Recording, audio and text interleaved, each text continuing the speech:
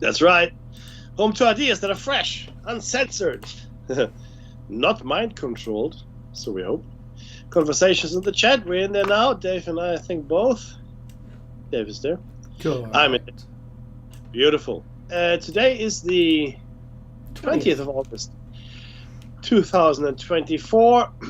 Important public announcement. This is listener-funded radio, which means if you can donate any kind of currency, including crypto, if you have it, gold and silver are good, of course, diamonds, pearls, it's all wonderful. Donate if you can. If you can't, that's okay too, because it's tough all over. But please do tell people about the station. Every person that listens gets closer to a donation. That's the truth. If you've ever been in sales, you know that every no gets you closer to a yes. That's the truth, Ruth, and that's the triple truth. Now, you can catch the cave on the air, on the line all the time, and on your smart device. So grab an app to listen anywhere, or listen at home on a Grace Table of Digital Radio. And I still have got no endorsements from those guys. I think by now I've earned like a Lamborghini or something, I'm sure. But you know what? Archives are free. Freelicious. That means you get in there, enjoy the content, and it's also another incentive to go and donate, right? I know I'm sort of harping on about it, but it really is important. Electricity is not free. Why didn't we listen to Tesla? Why didn't we listen to Tesla? You ask yourself. Well, that's the question I ask myself every day. Every day. No, not the car. Not the car. Yes. Yeah, it's like that old joke about Porsche. My girlfriend Porsche. Well, why'd you name your girlfriend after a car? I didn't name her after a car. It was her parents, and it wasn't named after a car. It was named after a door.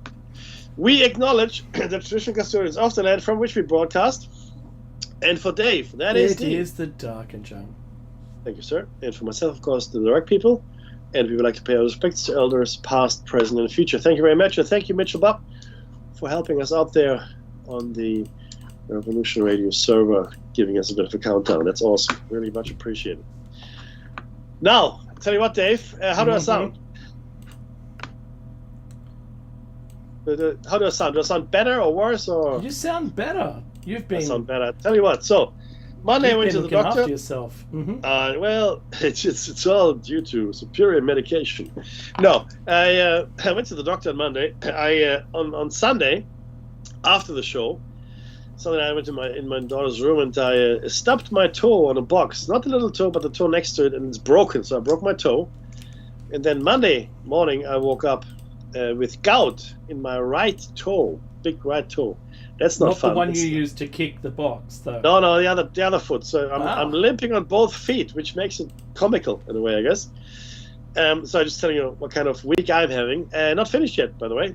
So the gout. Gout is like having glass in your joints. Just having, someone put some glass shards into your joints and, go enjoy that. Enjoy it. The only cure is to flush it out with lots and lots of water.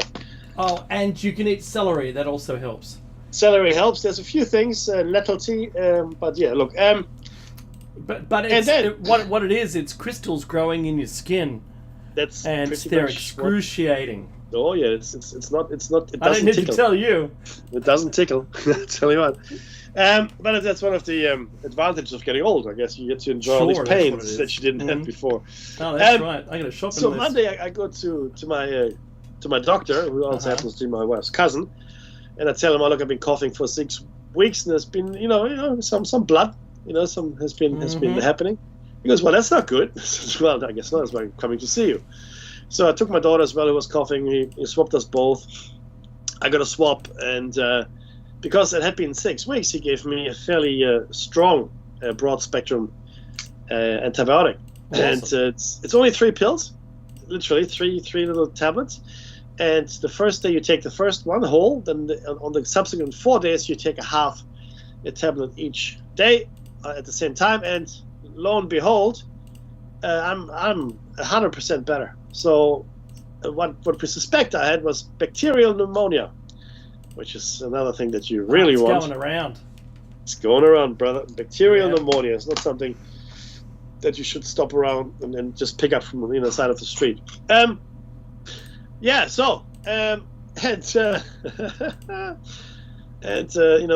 I, of course, my boy, he's 3, keeps jumping on me, and It's not his fault, but he keeps jumping on my toe, which is gouty, which is fun. But that's me. You know, I'm okay. How are you? I don't know, and I've got an interview on Thursday. Awesome. So whatever you're doing, keep doing it. Just sweet. I just punish myself even further. Just stare yourself in the mirror and just punch yourself or something, because it seems to be helping. So when you slip, I get injured. And I'll do what I can, my friend. Well, I can only ask. That's it. No, I'll do what I can. So how am I? Well, with all the time that I have available to myself, I started watching the DNC, and it's a whole week, and it's too much investment, to be honest. And yeah, I gag a little bit of vomit into my mouth, right? It's awful, but there's so many memes getting around. You barely even need to watch any of it, to be honest. If I'm going to be honest with you, and look, it's sad at the same time as being awful. It's kind of like, I don't know, ray gun breakdancing.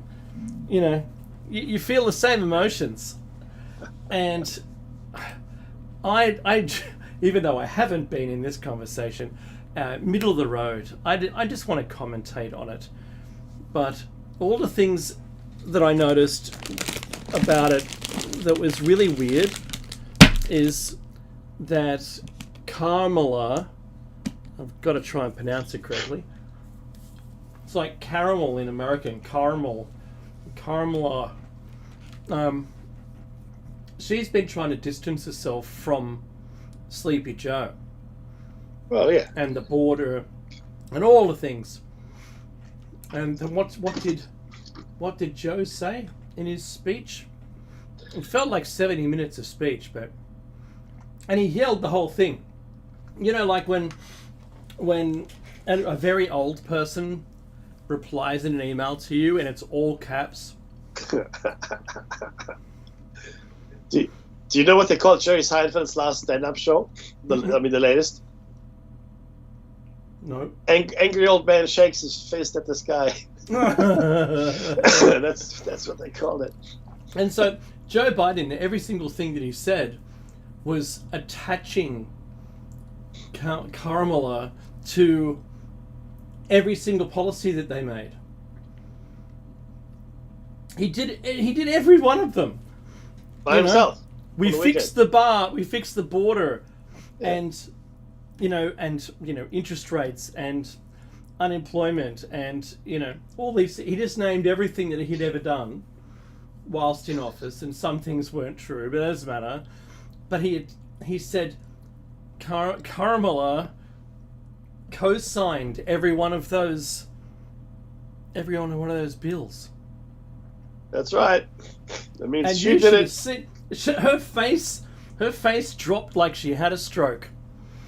And that Wills guy sitting next to her, he's got like the resting sad face. And I remember seeing during that just a quick snippet of them watching his speech and just go, all our marketing people have got a hard work now. I thought we were doing pretty well until then. Anyway, still not a peep out of Iran. Ukraine keeps making headway into Russia. I don't know. Is there something that I've missed? Look, there's a few things that have happened, but I find it interesting. There's now a volcanic eruption in Russia, which is a huge earthquake and then a volcanic eruption. Yeah, it's not something we see every day. Look. Does someone have the Ark of the Covenant, Mickey? The Ark of the Covenant, that's right. They're all coming out now. The demon's evil. No, but they're all coming out. Hillary Clinton is there. They're all making comments on Kamala. No, it's Kamala, right? Maybe I'm saying it wrong. Don't care what you say. Sorry. I don't want to say it wrong. I don't want to be. I don't want the Secret Service coming over. You Hey, don't want to be that guy. I don't want to be that guy. No, but look, it's interesting. It's interesting, and I do think that she's gathering momentum significantly. And the question is, see, there are two things that haven't happened yet for her. I mean, Donald Trump has been all over the place. He's been giving interviews. Not recently, but he always has. He's always in the public eye. Whereas one of the two things for Kamala is she needs to give an interview, literally, not just a speech, but she needs to sit down with a major network and an accredited news person or reporter, journalist, and answer some questions. I mean, that's what needs to happen, right? And it's August, so you better get a move on. The second thing that hasn't happened yet is a debate between Kamala and Trump. Now, having said that, the interview, I don't know. I don't know, but it depends how much distance she can put between herself and the border czar, right? But the border czar. But she's cable tied to it now. She's cable tied to it. Said. I know, but ultimately, I think in a debate, because she's a lawyer. What lawyers do for a living is debate. That's what they do. They just talk, right? They're good talkers. And she knows all the legal stuff and this and that. So she's a savvy politician, right? And like I said, a lawyer to boot, a prosecutor, etc. So I would think that she could hold her own in a debate. I think she could, and there are a lot of angles she could play against Trump. But you're not going to convince any of the Trumpites to not vote Trump. Similarly, Trump is not going to vote any anti-Trumpites to vote Trump. Yeah. Because again, this election is about the people that are going to vote for Trump and the people that are not going to vote for Trump, right? There may be a smaller group of people now that are going to vote for Kamala, and they'll vote for her for a couple of reasons. Number one, she's a woman. That's tick in the box, beautiful. She's of dark complexion, tick in the box, beautiful, right? I haven't heard much anymore, but nobody seems to care what kind of color she has, or where she's from or whatever. That sort of died down. But she's a woman. She's of a minority, and she has a lot of tick boxes. Oh my! I mean, if she was Jewish, she'd be a shoo-in. Okay. Yeah, but she also has the anyone but Trump vote. Well, female vote, Indian American, African American, female. Yeah, you name it. Yeah, and she's got with the new running mate. And younger. She's got the Midwest locked up mostly, but and she's younger. She is younger, so that whole thing could backfire really badly for Donald.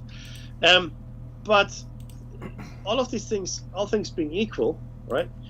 She has no real senior level politics experience except for being vice president.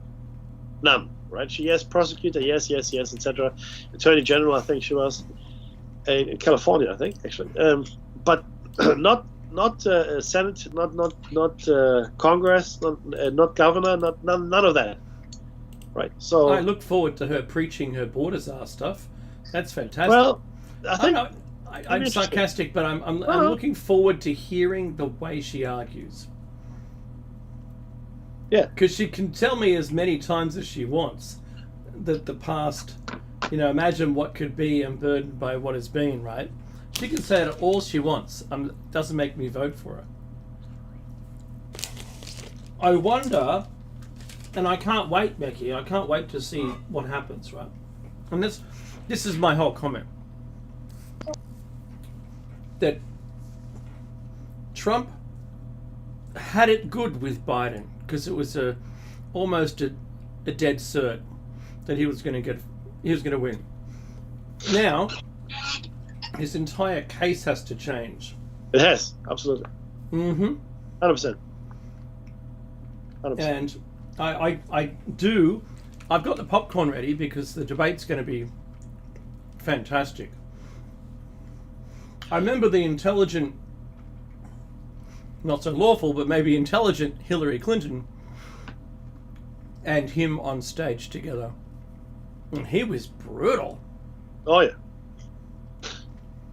Yeah, but Against Hillary, she was seasoned. I mean, she had been through all kinds of. I mean, just think about all the things that Bill did that embarrassed her, right? Mm-hmm. Seriously, right? Mm-hmm.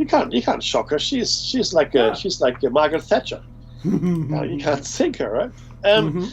No, but look, you're right. It'll be interesting. What I fear is that I don't think it's enough to be a clear victory either way. You know what I mean? And for me, that's probably the worst outcome. Not that we haven't all been lied to all the time anyway, but nonetheless, that's neither here nor there. But I think if it's going to be a race, honestly, I think it's going to be a fairly close race. The only thing, and I still question Donald Trump for his choices there. The only thing that's in my mind is still a bit of a wild card is J.D. Vance. Mm-hmm. And just what he's going to bring to the ticket, how many people trust him, and there's a few things coming out about him now, right? From years ago, being sarcastic. Yeah. Yeah, but that's the thing. This thing. But he can hold his own, even when he's being, pushed against the cheese grater. He can hold his own. Oh no, and he's very calm, and he keeps the interviewer on point, which is very hard. The question is how the American people see him. And this is like right now. I'll be honest with you, right? I have no idea how the American people are going to swing on this thing, because it is a completely different thing to 2 months ago. It's a whole new ball game. Yeah, and again, I know we spend a lot of time talking about it here on the show, but it is important. It is really important. And what's even more important is whether or not we can believe anything that's coming out. I mean, does it even matter? Has the agenda already been set? Does it matter who's president? Does it matter who gets elected? The agenda, I think we all know what the agenda is. I think we see it unfold every day. And the honest truth is, I don't think any president is going to stop the agenda lest that president meet with a unfortunate end, as has happened in the past. Whenever people didn't get with the program. It's just a person, ultimately. It's just a person. You don't get with the program? Well, it's okay. The black budget estimates are way beyond what the American government actually spends on anything, on everything. So their magnitude's bigger than the totality of the American government's budget. And you got to ask yourself, what are they buying with that money, right? I mean, you and I, we've got a good idea. Other people have as well, but it's staggering. It really is. And the whole puppet shows that are unfolding here in the East China Sea, the AUKUS stuff. The world ultimately is run by greed. That's what's running us. Greed and the inability for the system to change because people want to perpetuate the power structures they have. That's just how it is. It's human nature. I'm in power. I want to stay in power. I mean, Putin is the poster child for that. He really is, right? And good on him, right? He's the ultimate expression of the human condition in that way. But everything else is just a puppet show. This is really what we talk about here on Plato's Cave. None of it matters. It's just theater to keep us distracted, while the actual agendas are playing out. Birth rates are falling. Have been falling, and they're falling even faster now after SARS-CoV-2. Whoa! I'm not talking about the vaccine, by the way. I'm talking about the virus. That's right. The virus has been proven to severely affect male fertility. 5 or 6 independent studies. Don't hear much about that anymore, but nonetheless, there it is. Other things that popping up, Mpox. Okay, that's another thing we can get ready for. But the depopulation agenda, I think, is still very much alive. And the funny thing is this: there was a clip I played. I don't know if it's AI or a real clip, but the clip that I saw was on Facebook. And I think you saw it, Dave. Yeah. It was Kamala Harris talking about something, and once we reduce the population. That's right. Exactly right. Mm-hmm. And I'm thinking to myself, what? Squeeze me? Is this what? Now I don't know if it's real. I haven't been able to find the original interview. I don't know. Right? Could be deep fake. I don't know. But certainly, if it were real, wave. I do think that she's the kind of person. If you told her something, it would just get stored in there and then come out because, unfortunately, if you're, it is not a criticism. I promise you. So, if you're a prosecuting lawyer, then you're going to remember every single detail. And when it's necessary, it'll come out. Oh yeah. That's absolutely. what you do, because it's a tool. Now, Donald Trump, on the other hand, you could tell him something, and he would tell everybody, but for a different reason. 2 seconds. There's no filter for Donald. No filter. Yeah, that's right. So that's why I can't wait to see the debate. Oh. I cannot wait. I bought more popcorn. I want to buy the machine. I did bid on the machine and won it, but then the guy wouldn't part with it once. That's right. No, it was industrial strength, like you see at the cinema. Nothing kills this popcorn. But there's one thing I think everybody needs to be aware of as well, right? So Donald Trump was in the White House for 4 years. Mm-hmm. And a lot of people expected a lot of things out of Donald Trump that just didn't materialize. Mm. And we're now wading into very murky conspiracy water here, okay? I'm talking about, the secret government. I'm talking about human trafficking, etc., etc. So a lot of people, and I saw posts popping up all the time in all kinds of chat groups I'm in. Mm-hmm. Oh yeah, Donald Trump is getting the troops together. And the Secret Service, they're going to start raiding homes. Oh, I know. I've seen all those too. Yeah, I don't talk about it though. Oh no, I'm talking about because that was part of the promise that the people expected, right? Oh, drain the swamp. Yeah. Yeah, drain the swamp, exactly, right? Mm-hmm. And pedophilia and all that stuff, right? None of that happened. None of it. So, didn't it happen because it doesn't exist, which I find highly dubious, or it didn't happen because it's just too hard, or it was never going to happen because it's not really what he wants to do? I don't know, right? I don't know. But it didn't happen is the point. And now I'm thinking, okay, well, what other things is he promising people on that level, right? And I haven't seen anything. There's no talk about draining the swamp, doing any of that stuff. Nothing. It's about, rebuilding America, getting our people and money out of the Ukraine, going into the Middle East and dictating peace terms, things like that, getting tough with China, etc., etc.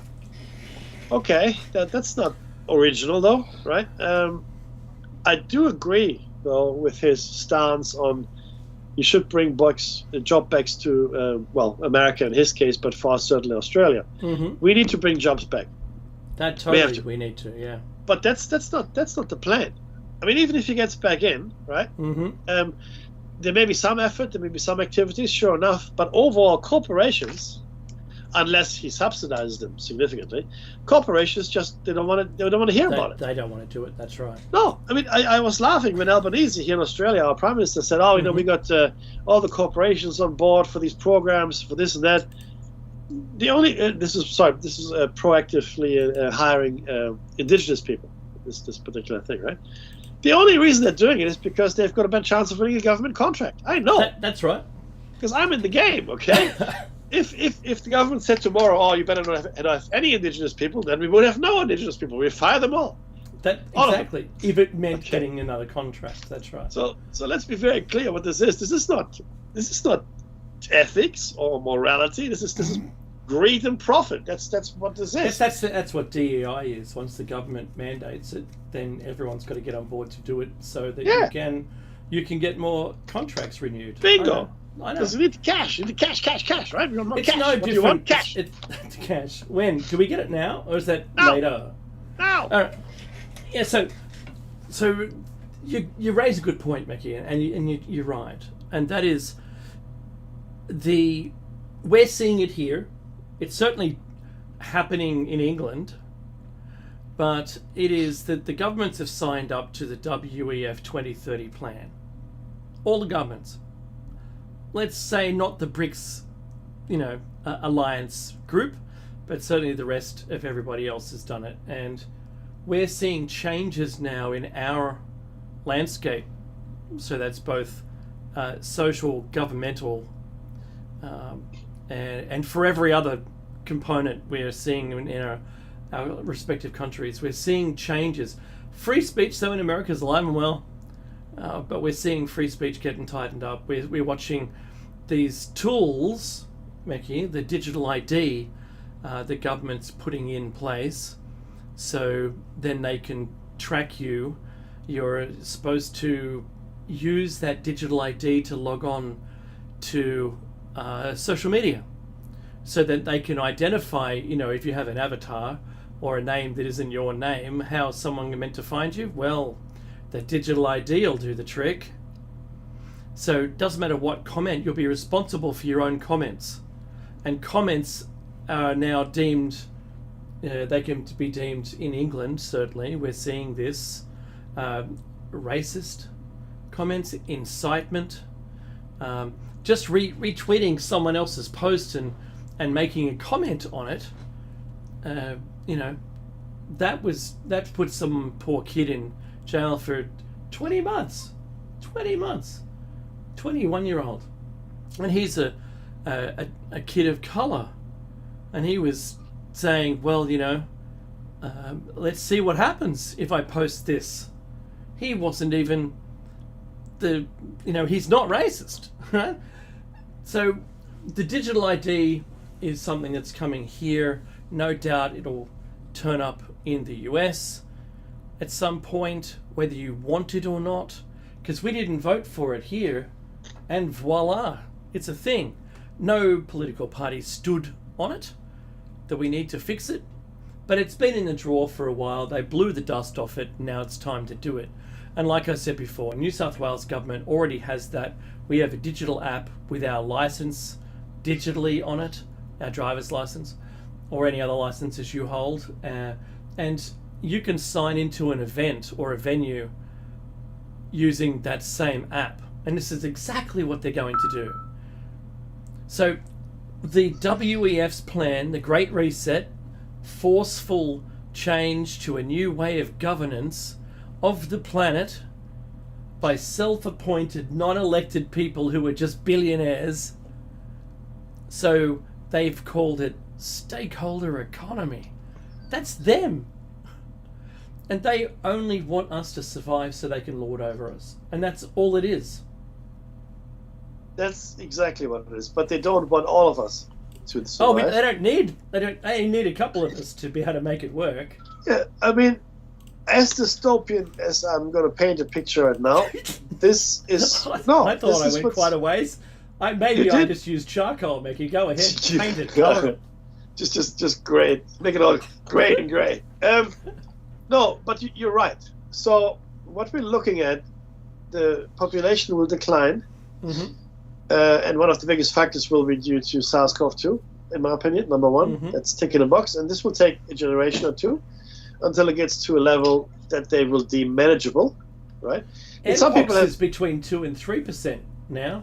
Fatality. No, actually, rate, 5. Yeah, they actually have 5%, especially for kids. Kids are bad. Oh, that's it. They're worse for it. Kids are bad. But what they're going to have is, so population is going to decline significantly, which of course will be gentle and slow, which will allow us to, I guess, gear down Mm-hmm. civilization, transition slowly and peacefully for the most part. So it's not going to be children of man kind of scenario where there are no kids at all, but just less. The next thing that's going to happen is we're going to concentrate our population centers, and you can see it happening. Yeah. All the major cities in the world, all of them, are focusing on infrastructure and especially transportation, public transport, etc. Sydney is just a little bit behind the 8 ball, but even we are getting there.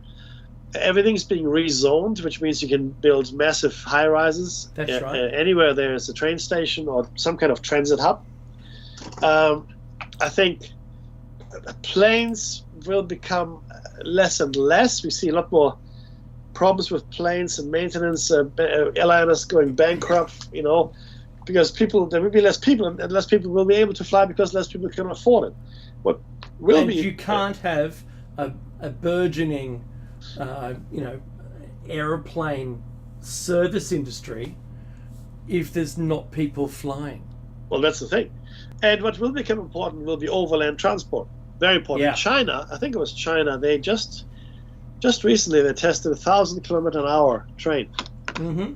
That's faster than most planes. So Yeah. that's pretty nifty. It's past Now, the sound barrier. Yes, it's amazing. So you have those activities going on, right? What you also have is the rift, the chasm that is growing between the haves and the have-nots, and even between the haves and between the haves and the have-it-all. Because the haves that used to be the haves, they want to have it all. The middle class is going to slowly dwindle away, and there are a number of things that will influence: healthcare, education, nutrition, and ultimately, as a consequence, pharmaceuticals. So education and healthcare are going to be reserved in its prime state for the parasites, if you will. Did you ever watch the movie Elysium? No. It's with Matt Damon. Matt Damon played I guess like an ex-soldier or something. Elysium was a ring world kind of scenario. It's like a space station, but very big, and it was like parklands, like massive. It was massive, right? And all the rich people lived there, and they had the best medical care. They had medical beds that could heal you overnight, whereas most people on the surface just barely survived. And I can see something like that, absolutely, because I mean it's already happening today. It's happening today in America.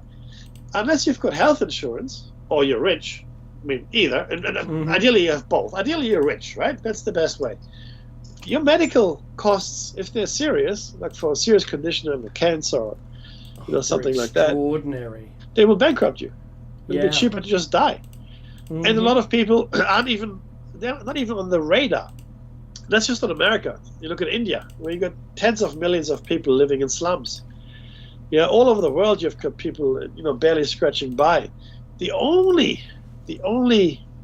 countries, even today, even now, that are, I guess, concerned about their citizens, at least in that way, but I'll talk about those in a second, is Scandinavia, Switzerland, most of Western Europe, kind of, sort of. Everybody else, not so much.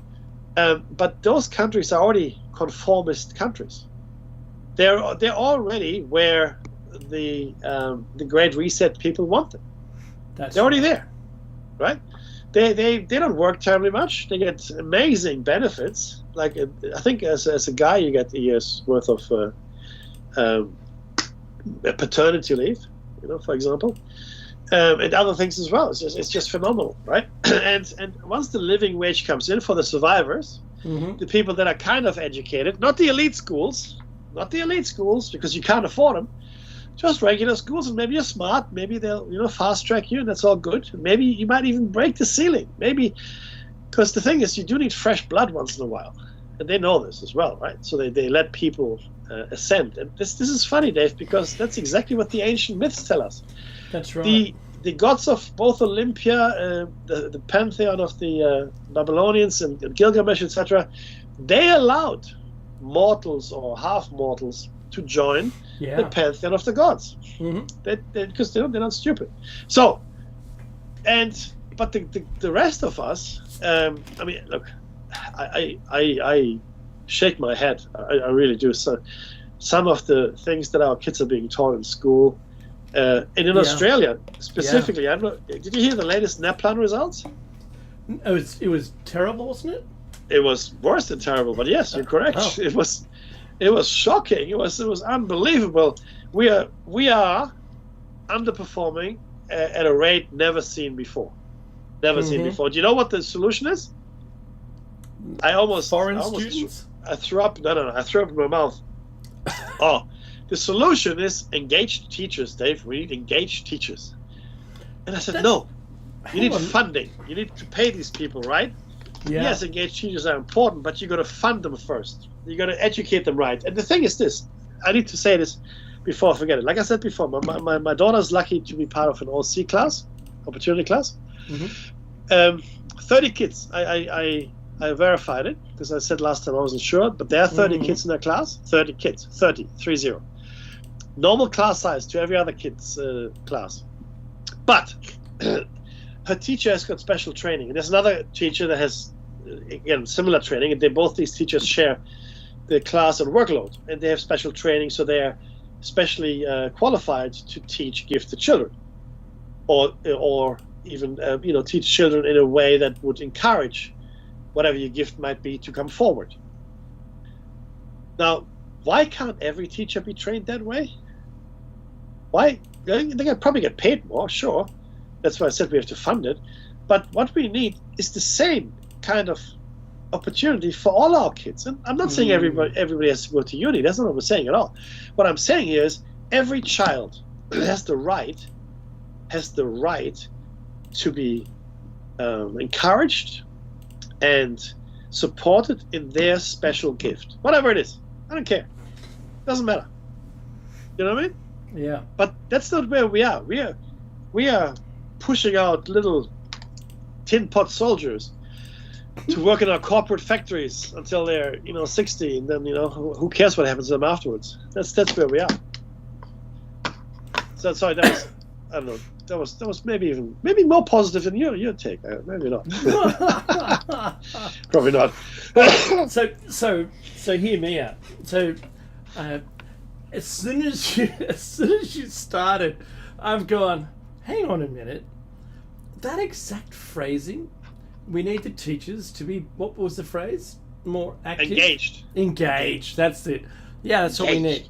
That is so corporate. I know, right? Because you go, well, no, our system is perfect. Where it's the teachers that aren't doing the right thing. They need to get training. Training is what they need. And look, I'm sure the children are just fine. That's the steady state, right? Is the children are fine. Just ignore anything that's happened in the last 5 years. Doesn't matter. But it's definitely the teachers now. If we can somehow get them more engaged without spending any money, it'll be a better outcome. It's the teacher's fault, clearly.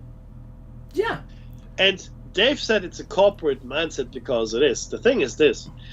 I've worked for a number of large corporations. I mean large corporations, 100, 200,000 employees worldwide, right?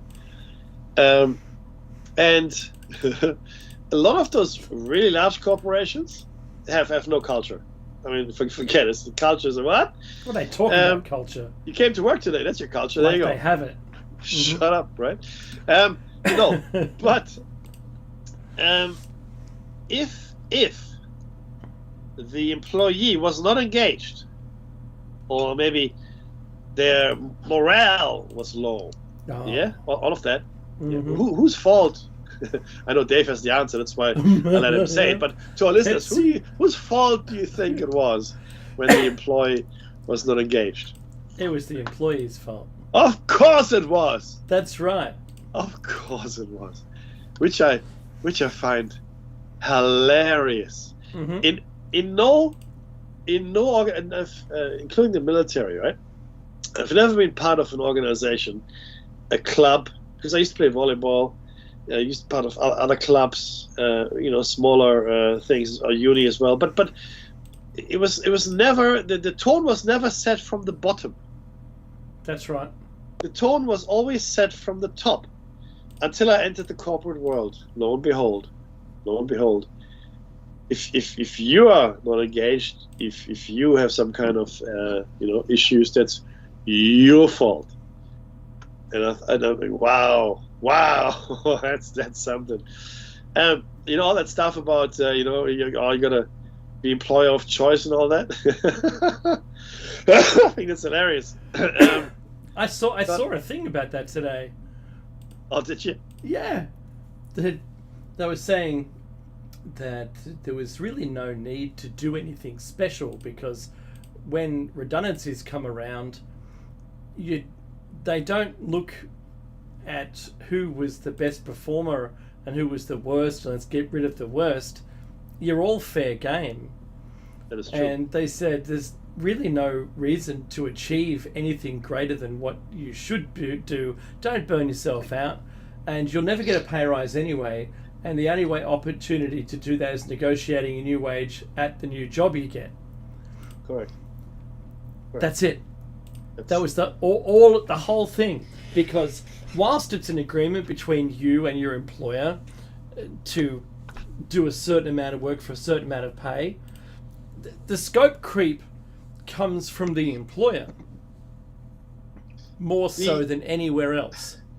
What happens is this, and this is the practice across. It doesn't matter what industry you're in. It's completely irrelevant. You could be making candy.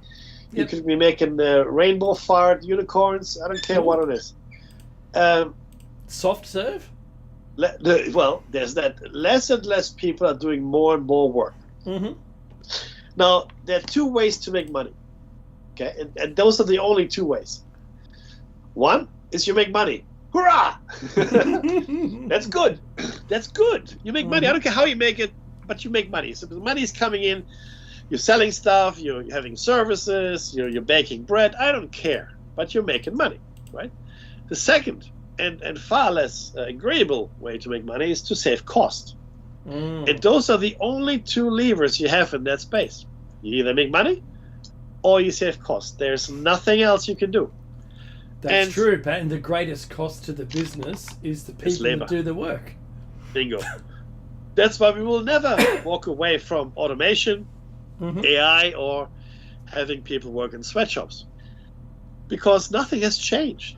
Nothing has changed in the mindset of the corporations. They're look, again, a corporation is not some kind of good corporate citizen or good citizen full stop. It's got one. A corporation has got one motive. It's got one mission statement, and that is to make money. Full stop. Doesn't matter if they're shareholders, if they're 1,000 or 1,000,000 or even only one shareholder. The mission of the corporation is to make money. It's not to make the world a better place. It's not. But to Dave's point, our governments are being probably for the last 20 years, I should think, maybe a little bit longer, our governments are being run like corporations. That's right. It kind of started, when George Bush Jr. came in with Rumsfeld, and Halliburton and all those guys. And I don't want to talk about that guy. He still angers me. But it was, in fact, one of the senators, Strom Thurmond, he was a senator back then. He was old then. He's probably passed away now. He said it's the worst form of cash and carry government we've ever seen. The Bush Jr. I remember that administration. quote. Yeah. And that's exactly what's happening. We've seen a corporatization because the same players are in government. That's right. And that's not just in America, that's all over the world. And not only that, people that are in political power positions today, prime ministers, presidents, whatever, right? They're looking to their future. They want to get a nice corporate job somewhere. I mean, they're not stupid. I mean, this is a true story. The guy who negotiated, the government representative that negotiated the lease of the Darwin Harbor. That's right. Darwin Harbor to a Chinese company. Yep. Where's he now, Mackie? He's working for that Chinese company. Exactly right. Now we've seen that quite a bit. I remember, was it Downer that carved himself a cushy job afterwards? Yeah. They look. I'm not going to be. I don't want to be specific with this, but yes, you're right. The biggest contract that got the most amount of value, they end up getting either on the board or a management role in there. They don't really have to do anything. They don't really have to do anything. That was part of the deal. Yeah. You sign this thing, and it's a shame that it happens, and I actually think that they shouldn't be allowed to ever join a company that they ever. I agree. Because what is it, Mickey? It's a conflict of interest. Well, a lot of CEOs and senior level or C-level guys have non-compete clauses, which means that's right. They can't join a rival company in the same field, for such and such a time or whatever, right? Yeah, after you leave, that's right. Yeah. Now, if Mm-hmm. the top politicians, I'm talking about like cabinet members here, right, and people that had decision-making power, serious decision-making power, they should not be allowed to associate or get monies from or work for any of the companies or entities that they had any influence over while they were in politics. That's what I would like to see. Of course, it doesn't exist at all. Which you have to ask yourself. I mean, why would you expect anything other than what we have? Exactly. The system has been designed to support it. Completely. Now, I wish I had known this 40 years ago. I know, me too. My careers advisor would have had, instead of me sticking my finger up at them, which I never did, but as a joke in this conversation, Meki, I would have most certainly gone ahead with being a politician. But I'm going to tell you something, Meki. There was, in one of those Senate inquiries, the nice, like probably the most, like the best groomed, good looking young senator who's usually, got the sharpest tongue. He was asking about the amount of money that the senators and the politicians, let's just say politicians, had made in the last 5 years was obscene. And he said, out of everyone sitting here to my right and left, and this was on a Senate inquiry panel, and this wasn't the topic of the panel, but he said, I probably have the least assets. I'd be the poorest here, and his worth is, I don't know, 5 million or something, right? Wow. Which is pretty good. It's pretty good. And he said, the guy on my left, he made $200 million in the last 5 years investing. And then he put it to someone who wasn't in the room that they had, as most politicians do, prior knowledge to things that are being signed and companies that are getting contracts with the government in the US. His statement, it's true. He was saying there must be a conflict of interest here because people are making a lot of money, and they're like, oh, but we declared it, right? It's not insider trading if we declare it. No, it still is. And you shouldn't be allowed to buy stock in a company that you know has been or is about to be signed for some huge military contract or whatever, because you were part of it. You shouldn't be able to do that. He goes, I'll never do it. And I just thought, wow, good for you. I forget his name now. He's really cool. When Trump's shooting happened, he took a whole bunch of senators down to the site and was up on the roof. He got the local police to help him get up on the roof and have a look and see what they could see. So they had, an eyes-on view of what what took place, what transpired. Yeah. And I thought that was really good. I thought, you know what? If you're going to do an investigation, you should know what the details are. And I don't believe that the head of the Secret Service at the time had even been there. So it says a lot, Meki. It really does. And that's the kind of person that should be president. The person who's, honestly, the leader that you follow, you don't follow them because they're better. You follow them because they're doing the right thing. Yes. And they're going. They're battling in front of you. You want to help. You see, I've thought about this a lot. I actually wrote a couple of articles on this as well. Mm-hmm. There are two things to consider here in the modern world. There's leadership, right? Mm-hmm. And leadership is something that is usually innate. You can learn it, but they are born leaders. And leadership, good leadership is, again, it depends on the situation. It's situational, but it's always people driven. Always. Yes, there's a task and there's a goal, but good leadership is about people. The other side of the coin, this particular coin, is management, which has nothing to do with people at all. It's good. Management is about resources. So a leader leads, and you can't lead a spreadsheet, and you can't lead profit. You can lead people, right? Managing, though, if you can manage spreadsheets, you can manage resources, and this is how people in the world, not just corporate, but in general, now look at the world. They look at the world as a pool of resources. It's in our language. It's our speech. It's gone that way. And a manager is literally manages, meaning, they make do with what they have, right? Yeah. And the less they have, the more they have to make do, but they do it somehow, right? That's what management is all about, to be honest. It is, 100%. And I've lived it now for 20 years almost, right? This kind of thing. Now, I try to be a leader and bring leadership to my roles, but what is required from a corporate perspective is management, right? And you do that because you have to, but you cannot manage people like a resource and expect a better than average outcome. It just doesn't work. Right, you can manage, your resource. I mean, you got electricity and real estate and maybe some goods and services. Those are resources that you can manage. They're just things, right? You move from around the warehouse. Wonderful, that's great. People, not so much. No, and this is where management and leadership never ever meet. They just never get together and say, "Hey, how you doing?" Because they're completely different animals.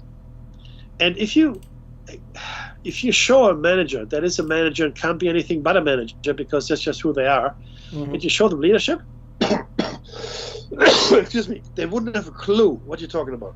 Yeah. It wouldn't make any sense to them. You understand? Like there's nothing tangible. Good leadership is not something you can quantify. You can't put it into a spreadsheet and say, you do 5 of these and 10 of those and you're a good leader. No, exactly right. That's not the way it happens. Doesn't work that way. So, but unfortunately, leadership is something that we no longer encourage or even require. We want management in every aspect of our life. It's all about management, including our expectations. Yeah, and listen to the language that's being used, everybody. Listen to the language. Sometimes my stomach turns. My stomach turns. It really does, and it is so demoralizing, Dave. Yeah. You know what I mean? Oh, you don't have to tell me twice. And when you have good people doing good work that are properly motivated, it makes a world of a difference. It really does. It sure does. But again, I mean, you've come across this, Dave. Oh, I've been the leader. Yeah. Now, but when you were doing good work, if someone's agenda didn't happen to coincide with what you were doing necessarily, they didn't want to know you, right? That's correct. And I had no value to them. Yeah. The best way to keep your job, everybody. Yeah. Manage your boss. Manage your boss. That's it. Right?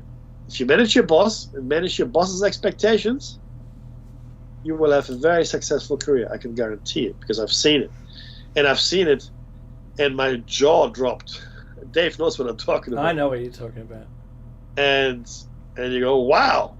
But in hindsight, you go, yeah, of course. Of course. I get it. It makes sense. Because of, yeah, right. And you got to do it, everybody. You have to do it. Ideally, what you have, though, is a position of strength where you don't have to do any of this. Maybe you're an artist or a gifted individual. Maybe you've carved yourself out a nice career on your own terms. I mean, that's the best. I tell my kids, you find something you love, you'll never work a day in your life. That's true. And it's getting harder, right? And I know this music is coming. Mackie, for 30 years, I did my work and I wasn't harassed by anybody for underperforming. Yeah. I 'Cause believe it. exceeded their expectations. That's it. And if you do that, your boss will be happy. But you just got to be aware of one thing. You got to be wary of performance punishment. So the more you achieve, and quietly, especially quietly, the more Yes. work they will give you. And that's That's performance right. punishment. Because they know they can't give it to Bob over here. He's going to screw it up. He does nothing. That's right. Got to give it to Dave. Dave is going to get it done. That happened. Oh, of course. Absolutely, my friend. It's Anyway, the music's playing, buddy. Oh, okay. Hey, thank you so much for listening to us. This has been Plato's Cave. Thank you for sharing your time with us here on Revolution Radio. Don't go anywhere. I'm sure something awesome is coming up. But most of all, be safe.